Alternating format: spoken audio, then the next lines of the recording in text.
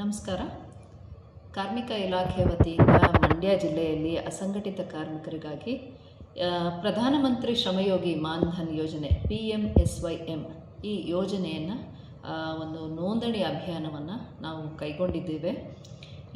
ಈ ಯೋಜನೆಯ ಉದ್ದೇಶ ಏನು ಅಂತಂದರೆ, ಅಸಂಘಟಿತ ಕಾರ್ಮಿಕರು ಯಾರು ಬರ್ತಾರೋ ಅಂತಂದರೆ ಸಂಘಟಿತರಲ್ಲದೆ ಇರುವಂಥವರು, ಉದಾಹರಣೆಗೆ ಹಮಾಲಿಗಳು, ಬೀದಿ ಬದಿ ವ್ಯಾಪಾರಿಗಳು, ಚಿಂದಿ ಆಯುವಂಥವರು, ಇಟ್ಟಿಗೆ ಬಟ್ಟಿ ಕಾರ್ಮಿಕರು, ಚಮ್ಮಾರರು, ಚಿಂದಿ ಆಯುವಂಥವರು, ಮನೆ ಕೆಲಸದವರು, ಅಗಸರು, ಕ್ಷೌರಿಕರು, ಭೂರಹಿತ ಕಾರ್ಮಿಕರು, ಸ್ವಯಂ ಉದ್ಯೋಗಿಗಳು, ಕಟ್ಟಡ ಕಾರ್ಮಿಕರು, ಬೀಡಿ ಕಾರ್ಮಿಕರು, ಕೈಮಗ್ಗ ಕಾರ್ಮಿಕರು, ಚರ್ಮೋದ್ಯಮದ ಕಾರ್ಮಿಕರು, ಧ್ವನಿ ಮತ್ತು ದೃಶ್ಯ ಕಾರ್ಮಿಕರು, ಅದಲ್ಲದೆ ಕೂಡ ಆಶಾ ಕಾರ್ಯಕರ್ತೆಯರು, ಅಂಗನವಾಡಿ ಕಾರ್ಯಕರ್ತೆಯರು, ಈ ಎಲ್ಲರೂ ಕೂಡ, ಹಾಗೆಯೇ ನರೇಗಾ ಕಾರ್ಮಿಕರು ಯಾರಿದ್ದಾರೆ ಅವರೆಲ್ಲರೂ ಕೂಡ ಈ ಯೋಜನೆ ವ್ಯಾಪ್ತಿಯಡಿ ಬರ್ತಾರೆ.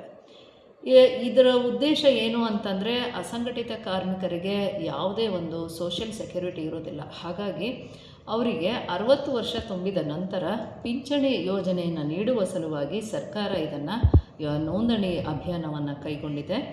ಇದರಲ್ಲಿ ಯೋಜನೆಯಡಿ ಫಲಾನುಭವಿಗಳಿಗೆ ಇರಬೇಕಾದ ಅರ್ಹತೆಗಳು ಏನು ಅಂತಂದರೆ, 18ರಿಂದ 40 ವರ್ಷ ವಯಸ್ಸಿನ ಒಳಗಿರಬೇಕು.